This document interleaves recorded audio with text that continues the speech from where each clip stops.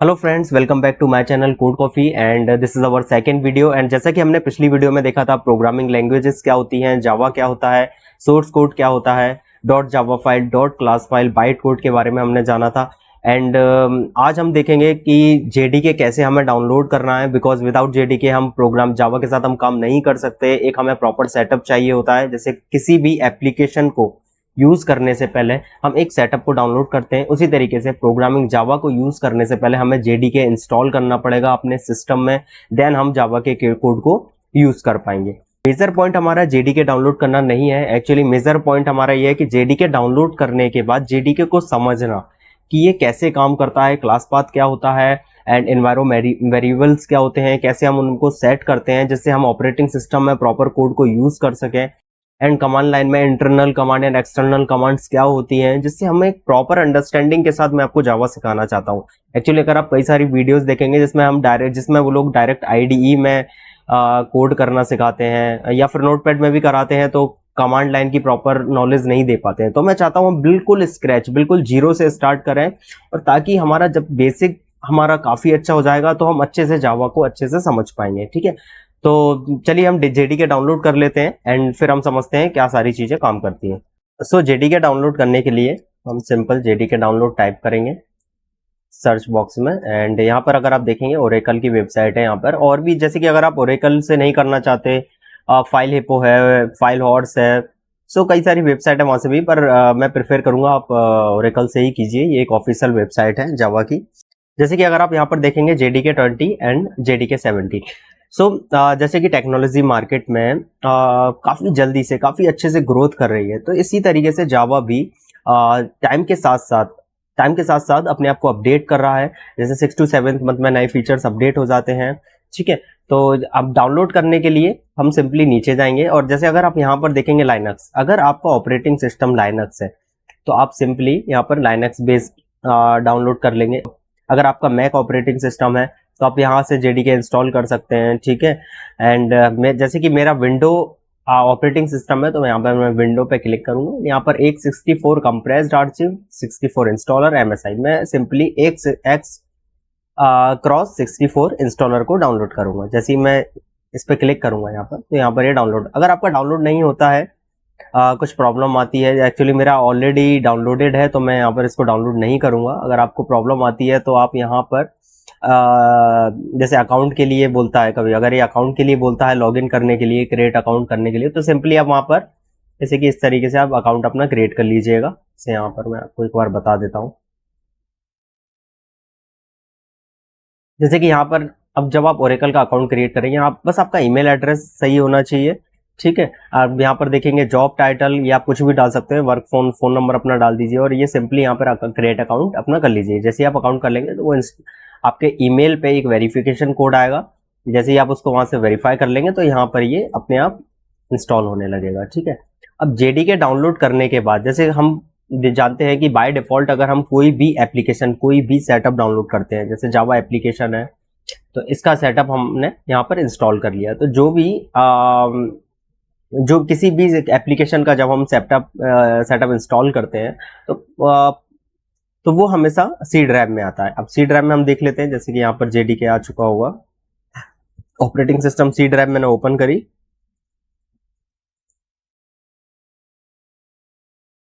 उसके बाद हमने प्रोग्रामिंग फाइल में जाना है। यहाँ पर हम जे लिखेंगे तो यहाँ पर ये हमारा जावा डाउनलोड हो चुका है। जैसे ही हम जावा ओपन करेंगे, यहाँ पर जेडीके 18 पॉइंट, मेरा 18 वर्जन डाउनलोडेड है, जेडीके 18 अपन ओपन करेंगे। ठीक है, एंड इसके जो पुराने वर्जन है वहां 2 फोल्डर बन के आएंगे, जेडीके एंड जेआरई। तो आपको जेडीके में जाना है। अगर आप पुराना वर्जन भी इंस्टॉल करते हैं तो जेडीके में आपको जाना है। यहाँ पर आप बिन देखेंगे तो ये सारे जो नीचे हैं, एक सेकेंड, ये जो भी नीचे हैं ये सब कमांड्स हैं। इनको हम कमांड बोलते हैं जावा के। इन्हीं कमांड के थ्रू हम कंपाइल करेंगे, इन्हीं कमांड्स के थ्रू हम प्रोग्राम को रन करते हैं। मतलब कमांड किसी भी एप्लीकेशन में, किसी भी प्रोग्रामिंग लैंग्वेज में कमांड्स काफी इंपॉर्टेंट होते हैं। वही एक मेन पॉइंट होते हैं जिससे हमारा प्रोग्राम रन होता है, एग्जीक्यूट होता है। जैसे कि यहाँ पर जावा देख लीजिए, जैसे जावा सी है, ये हमारा जो कंपाइलर है जावा सी कंपाइलर, ये ग्रामर चेक करता है कि हमारे सोर्स कोड में कोई ग्रामर कुछ भी अगर सिंथेटिकल अगर एरर आता है तो ये एक एक्सेप्शन थ्रो करता है। एक्सेप्शन क्या होता है वो हम आगे पढ़ेंगे। ठीक है। तो इसी तरीके से ये सारी कमांड्स है। अब जैसे कि हमारा जेडीके इंस्टॉल हो चुका है, ठीक है। अब हम एक बार क्लास पाथ सेट करने से पहले सबसे पहले हम कमांड्स जान लेते हैं, internal command and external commands क्या होता है। उसके लिए हम पहले विंडो प्लस आर क्लिक करेंगे, ये हमारा सीएमडी ओपन हो जाएगा। ये इंटरनल कमांड क्या होता है, जैसे कि जो एमएस डॉस के जो कुछ कमांड्स होते हैं वही हमारे इंटरनल कमांड्स होते हैं, जैसे चेंज डायरेक्टरी करना, एमडी करना, modify, make directory and CLS, जो जैसे कि अभी मैंने आपको दिखाया क्लियर स्क्रीन करने का, ठीक है। जैसे ही हमने ASDF इज नॉट रिक्वायर्ड, ये हम जान चुके हैं इंटरनल और एक्सटर्नल कमांड। जैसे ही हम CLS करेंगे हमारे, ये हमारे इंटरनल कमांड्स है। अब चेंज डायरेक्टरी हम एक्चुअली देखिए, इसको जानने से पहले मैं आपको बता देता हूं कि मैं आपको कमांड लाइन के बारे में क्यों बता रहा हूं। एक्चुअली जो हम कोड करेंगे वो हम इसी के थ्रू करेंगे, कमांड लाइन के ही थ्रू करेंगे, इसी बॉक्स के थ्रू करेंगे। इसलिए हम अभी IDE यूज नहीं करेंगे, इसलिए हम अभी कमांड लाइन में ही काम करेंगे, अपना प्रॉपर तरीके से कंपाइल करेंगे एंड एग्जीक्यूट करेंगे प्रोग्राम को, ठीक है। तो कई सारी चीजें होती हैं, जैसे हम IDE यूज करते हैं तो सेमीकोलंस लगाना है या फिर system.out.println है, हमें शॉर्टकट्स मिल जाते हैं, कई सारे शॉर्टकट्स मिल जाते हैं, कोड करना काफी आसान हो जाता है IDE में। पर मैं नहीं चाहता कि अभी आप उस आसान रास्ते की तरफ जाएं। अगर आप नोटपैड पे कोड लिखेंगे प्रॉपर एक एक लाइन, अब जब आप लिखेंगे तो वो आपके दिमाग में बैठेगा, ठीक है।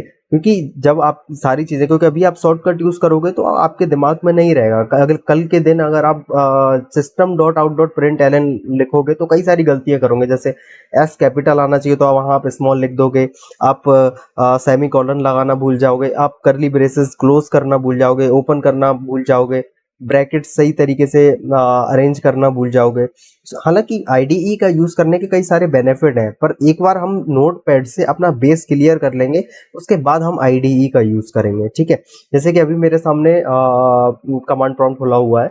सो अभी मैं आपको इंटरनल कमांड के बारे में अच्छे से बता देता हूं, जो कि ऑपरेटिंग सिस्टम में होते हैं, जो कि MS DOS वाले इंटरनल कमांड्स हैं, ठीक है। जैसे कि अभी हमने पहले क्या लिखा था, ASDF is not recognise as an internal और एक्सटर्नल। तो इंटरनल समझने के लिए हमें इंटरनल कमांड यूज करते हैं, जैसे CD, ये हो जाएगा हमारा करंट वर्किंग डायरेक्टरी। सो हमारा अभी करंट वर्किंग डायरेक्टरी क्या है, C user एस्टोमा।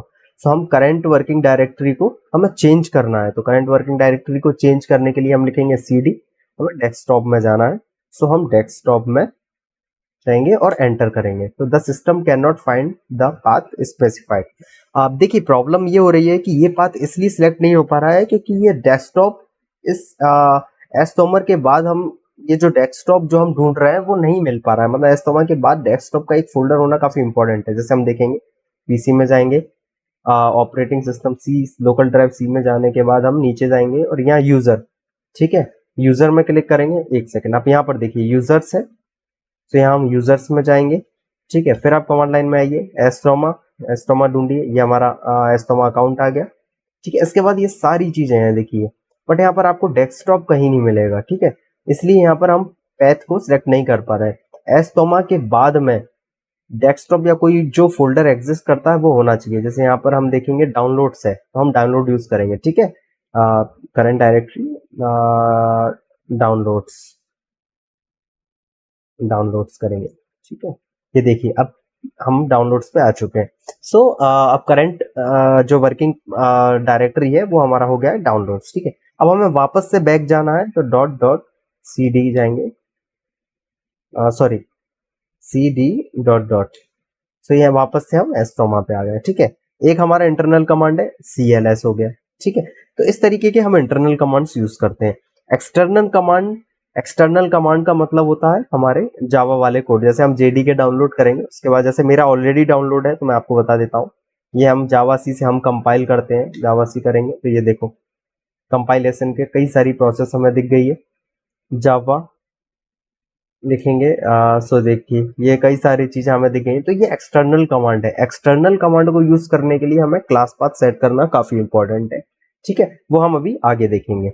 So internal command में आपको बता चुका हूँ, एक्सटर्नल कमांड में आपको बता चुका हूँ। जो भी हम एक्सटर्नल एप्लीकेशन के जो कमांड्स है, जो हमने जावा डाउनलोड किया है उसके जो कमांड्स हैं, उसके जो कमांड्स हैं, जो जावा हमें जो कमांड्स दे रहा है वही हमारे एक्सटर्नल कमांड्स होते हैं। अभी आप बिल्कुल भी ज्यादा डीपली मत जाइएगा, ज्यादा आप अपना ज्यादा कंफ्यूज मत, तो ये होगा। अभी हम एक तरीके से सिंपल लैंग्वेज में मैं आपको समझा चुका हूँ, जैसे कि हम सोर्स कोड प्रोग्रामिंग लैंग्वेज क्या होती है वो सब चीजें हम जान चुके हैं। अब सिंपल अभी हमने सिर्फ इंस्टॉल किया है और क्लास पाथ सेट करना है। अभी ये कमांड लाइन में ज्यादा आपको दिमाग लगाने की कोई जरूरत नहीं है। अभी सिर्फ आपको इतना समझना है इस वीडियो में कि हमने जेडीके डाउनलोड कर लिया है और क्लास पाथ हमने सेट कर लिया है, ठीक है। और क्यों सेट कर लिया है क्लास पाथ हम अभी, सॉरी, इस वीडियो में बस आपको इतना समझना है कि हमने एक जेडीके डाउनलोड कर लिया है और हमारे पास एक क्लास पाथ है जो हमें सेट करना है। क्यों सेट करना है? जिससे जब हम एप्लीकेशन, जावा एप्लीकेशन को यूज करेंगे तो प्रॉपर जो एक्सटर्नल कमांड है हम कमांड प्रॉम्प्ट के द्वारा यूज कर सकें। जैसे जावा सी हुआ, जावा पी हुआ, सो ये सब हम कमांड प्रॉम्प्ट के द्वारा यूज कर सकें। इसलिए हम ऑपरेटिंग सिस्टम को एक बता रहे हैं कि यहाँ पर है, यहाँ पर ये ऐसी ऐसी चीज है। जैसे कि मैं आपको एक एग्जांपल दूं कि अगर मुझे आपसे कुछ काम कराना है, तो जैसे किचन का कोई काम कराना है, तो मैं आपसे बोलना चाहता हूँ कि जैसे किचन में आप चाय बना रहे हैं तो शक्कर यहाँ पर रखी है, उसको उठा लेना, ठीक है। तो अब आपको तो पता नहीं है कि शक्कर कहाँ है क्योंकि आप बाहर से आए, तो मैं आपको फोन करके मैं आपको एक तरह से ये चीज बता रहा हूँ कि शक्कर आपका ऐसा ऐसा बॉक्स है। इस तरीके से मैंने आपको पूरा प्रॉपर एक एड्रेस दे दिया शक्कर का, और आपने तो आपको वहाँ प्रॉपर उस शक्कर को उठाने का एड्रेस मिल गया, आपने वो शक्कर उठाई और अपनी चाय में डाल ली। तो इसी तरीके से हम एक ऑपरेटिंग सिस्टम को क्लास पाथ के जरिए एक एड्रेस प्रोवाइड करते हैं। ठीक, क्या बोला मैंने कि ऑपरेटिंग सिस्टम को पता रहे सारे कमांड्स कहाँ पर है, इसलिए हम उसका रास्ता, जो हमारा रास्ता है, ये एक रास्ता है जो भी, एक सेकंड में आपको फिर से दिखा देता हूँ। Program file Java JDK 1.8 and bin में जाएंगे तो ये एक रास्ता है। ये रास्ता हमने ऑपरेटिंग सिस्टम को प्रोवाइड कर दिया, क्लास पाथ को प्रोवाइड कर दिया, जिससे हम इसके जावा के पूरे कमांड को यूज कर सकें, कंपाइल कर सकें, एग्जीक्यूट कर सकें, ठीक है। क्लास पाथ सेट करने के लिए यहाँ पर मैं विंडो आइकन पे क्लिक करूंगा, ठीक है। आप स्टार्ट बटन पे क्लिक कीजिएगा और सिंपली सर्च कीजिए एनवायरमेंट वेरिएबल, ठीक है। Edit the system environment variable पर जैसे ही आप क्लिक करेंगे ये आपको इंटरफेस दिखाई देगा। यहाँ पर आपको जाना है एनवायरमेंट वेरिएबल्स में, ठीक है। ये ऑप्शन कहाँ है हमारा, एडवांस के अंदर। जैसे ही आप इस पर क्लिक करेंगे ये आपको इंटरफेस दिख जाएगा, ठीक है।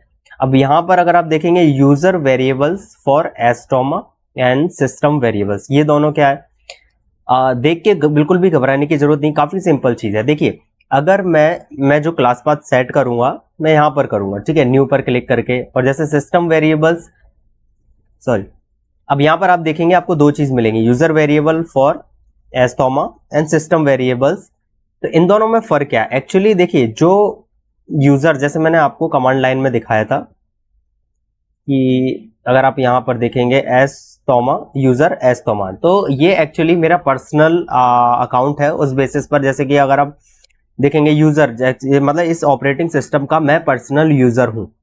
अगर मैं यहां से क्लास पाथ सेट करता हूं, अगर कोई और यूजर जब इस सिस्टम को यूज करेगा और वो यूजर दूसरे नाम से रजिस्टर्ड है, ठीक है, तो उसके लिए जावा बिल्कुल भी नहीं चलेगा। अगर मैं चाहता हूं यूनिवर्सल करना, कि यूनिवर्सल मतलब कोई भी आए मेरा सिस्टम यूज करे, किसी भी अकाउंट, कितने भी अकाउंट, जैसे यहाँ पर 10 लोग मेरा सिस्टम यूज करते हैं, 10 अकाउंट बने हुए हैं, मैं चाहता हूं सभी 10 के 10 लोग मेरा जावा जेडीके यूज करें, तो यहाँ पर मैं सिस्टम वेरिएबल में क्लास पाथ सेट करूंगा।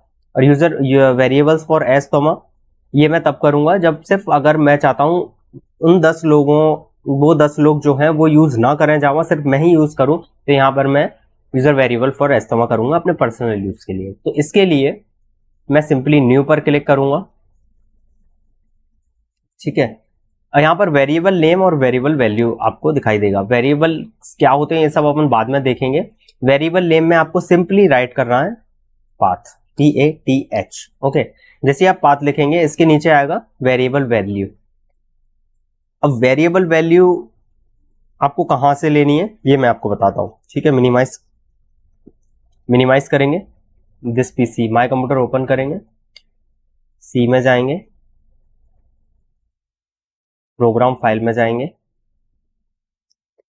जावा में जाएंगे, जेडीके में जाएंगे, बिन में जाएंगे। बिन में जाने के बाद ये आप देख रहे हैं ये पाथ है अपना, मतलब यहां से देखिए अपन कहां से आए थे, दिस पीसी से, फिर हम सी ड्राइव में गए, फिर हम प्रोग्राम फाइल में गए, फिर जावा में गए, जेडीके में गए, फिर बिन में आए। इस प्रॉपर पाथ को हम सिलेक्ट कर लेंगे, कंट्रोल C करके हम इसको कॉपी कर लेंगे, ठीक है। वापस से हम यहाँ आ जाएंगे, वेरिएबल वैल्यू में हम इसको कंट्रोल V करके पेस्ट कर देंगे। जैसे हम पेस्ट कर देंगे और ओके कर देंगे, मेरा ऑलरेडी सेट है तो मैं ओके नहीं करूंगा, यहाँ सिंपली जैसे ही मैं ओके करूंगा तो वेरिएबल सेट हो जाएगा, ठीक है। बट अगर आपको इस तरीके से नहीं करना तो सिंपली आप जाइए ब्राउज डायरेक्टरी में, ठीक है, डेस्कटॉप में जाइए, सॉरी दिस पीसी में जाइए, उसके बाद ऑपरेटिंग सिस्टम सी ड्राइव में जाइए। अब जहां भी आपने इंस्टॉल किया है, जो भी आपका पाथ है, जहां पर भी आपका जावा इंस्टॉल्ड है, प्रोग्राम फाइल में ही होगा बाय डिफॉल्ट, ठीक है। प्रॉपर एक मिनट, हाँ ये हमारा जावा आ गया। यहाँ पर जाइए, जावा ओपन करिए एंड जेडीके में बिन, ये आपको बिन दिख रहा है, सिंपली इसको सिलेक्ट कीजिए बिन को और ओके कर दिए। ये देखो अपने आप पाथ सिलेक्ट हो गया, ठीक है। तो सिंपली आप ओके कर देंगे तो आपका क्लास पाथ सेट हो जाएगा। इसको सेट करने के बाद आपको सिंपली कमांड लाइन में जाना है। जैसे आप कमांड में जाएंगे और सिंपली आपको सर्च करना है, वेट, सिंपली आपको सर्च करना है जावा हाइफन वर्जन। जैसे ही एंटर करेंगे ये वर्जन आपका डाउनलोडेड हो चुका है, ठीक है। तो मैं यहाँ पर कैंसिल कर देता हूँ इसको एंड यहाँ पर जैसे कि मेरा ये देखिए ये पाथ है, ये मैं इसको ओपन करूंगा, वेट, हाँ ये मेरा पाथ है, इसको ओपन करूंगा। पहले से ही मेरा क्लास पाथ सेट है, ठीक है। इसको मैं ओके करूंगा, इसको यहाँ से मैं ओके कर दूंगा, ये मैं ओके कर दूंगा, ठीक है। तो सो जेडीके मेरा डाउनलोड हो चुका है। यहाँ पर मैंने कमांड लाइन ओपन करके चेक कर लिया। सो जेडीके हमारा डाउनलोड हो चुका है, क्लास पाथ हम सेट कर चुके हैं, ठीक है। अब नेक्स्ट वीडियो हमारी फर्स्ट प्रोग्राम के ऊपर होगी कि हमारा फर्स्ट प्रोग्राम हम नेक्स्ट वीडियो में देखेंगे कैसे लिखते हैं और सारी चीजें मैं आपको नोटपैड के ही थ्रू मैं आपको सारी चीजें बताऊंगा। हम ज्यादा दिन यूज नहीं करेंगे, 2 या 3 दिन हम नोटपैड पे काम करेंगे। आप एक बार फ्रेंडली हो जाएंगे कैसे सारा इंटरनली सिस्टम काम करता है, क्योंकि आपको पता भी तो हो जब आप आईडी यूज करेंगे तो कंसोल किस तरीके से चीजें कंपाइल हो रही हैं, किस तरीके से आपको फोल्डर्स क्रिएट हो रहे हैं, किस तरीके से फोल्डर्स के अंदर आपकी फाइल क्रिएट हो रही हैं, ठीक है। तो ये सब हम नेक्स्ट वीडियो में देखेंगे, ठीक है। सो फर्स्ट वीडियो में हमने क्या पढ़ा था, सोर्स कोड के बारे में देखा था, जो ह्यूमन रीडेबल जो फॉर्मेट होता है उसमें हमारा कोड लिखा होता है, ठीक है। एंड सेकंड जब जो कंपाइलर हमारा होता है वो कंपाइल करता है। सो कंपाइलर क्या करेगा, हमारी फाइल को कंपाइल करेगा एंड हमारे पास डॉट क्लास फाइल जनरेट होगी। और एक JVM का कंपोनेंट है JIT कंपाइलर, हालांकि इसके बारे में मैं आपको बताना भूल गया था। तो हालांकि सिंपल चीज है, JIT कंपाइलर होता है वो क्या करता है, डॉट क्लास फाइल तो हम देख चुके हैं जो ह्यूमन रीडेबल फॉर्मेट में नहीं होती है। तो JIT कंपाइलर क्या करेगा, हमारी डॉट क्लास फाइल को बाइनरी फॉर्मेट में कन्वर्ट कर देगा, जिसे मशीन समझ सकती है। Binary format 01100110, okay. So I hope आपको सारी चीजें क्लियर हो चुकी हैं। अब इंस्टॉल हमें कैसे करना है, अब क्लास पाथ हमें कैसे सेट करना है, आप वीडियो में देख सकते हैं। एंड अगर आपने मेरी पहली वीडियो नहीं देखी है प्रोग्रामिंग लैंग्वेज की, तो सबसे पहले आप मेरी वाली वीडियो जरूर देखिएगा, जिससे आपको प्रोग्रामिंग लैंग्वेज की काफी अच्छे से अंडरस्टैंडिंग हो जाएगी। एंड नेक्स्ट वीडियो हमारी फर्स्ट प्रोग्राम पे होने वाली है। हम फर्स्ट प्रोग्राम करेंगे नोटपैड पे। नोटपैड पे क्यों करेंगे, जैसे हम जो भी हम प्रॉपर हम राइट करेंगे, प्रॉपर हम एक एक चीज शॉर्टकट, हम आईडी में हम शॉर्टकट यूज करते हैं, जैसे SYSO लिखा पूरा एक लाइन हमारा प्रिंट हो गया, तो वो हम नहीं चाहते। हम एक एक चीज मैनुअली करेंगे, एक एक चीज हम मैनुअली कंपाइल करेंगे, प्रॉपर एग्जीक्यूट करेंगे, प्रॉपर हमें जैसे ही अंडरस्टैंडिंग हो जाएगी वैसे ही हम IDE की ओर जाएंगे। ज्यादा दिन हम नोटपैड यूज नहीं करेंगे, IDE पर ही काम करेंगे, ठीक है। आई होप आपको मेरी वीडियो काफी अच्छी लगी। अगर आपको मेरी वीडियो अच्छी लगती है तो लाइक कीजिए, शेयर कीजिए। एंड जो भी गलती है, एक्चुअली मेरा फर्स्ट यूट्यूब चैनल है तो आप प्लीज कमेंट करके बताइए अगर आपको ऑडियो अच्छी नहीं आ रही है, वीडियो की क्वालिटी आपको अच्छी नहीं लग रही है, या आपको समझने में थोड़ी दिक्कत हो रही है, या जो भी आपके क्वेश्चन है वो मुझे कमेंट करके बताइए, तो मैं उसका आंसर आपको दूंगा, ठीक है। सो प्लीज लाइक कीजिए, शेयर कीजिए एंड सब्सक्राइब कीजिए। नेक्स्ट वीडियो में मिलते हैं, बाय।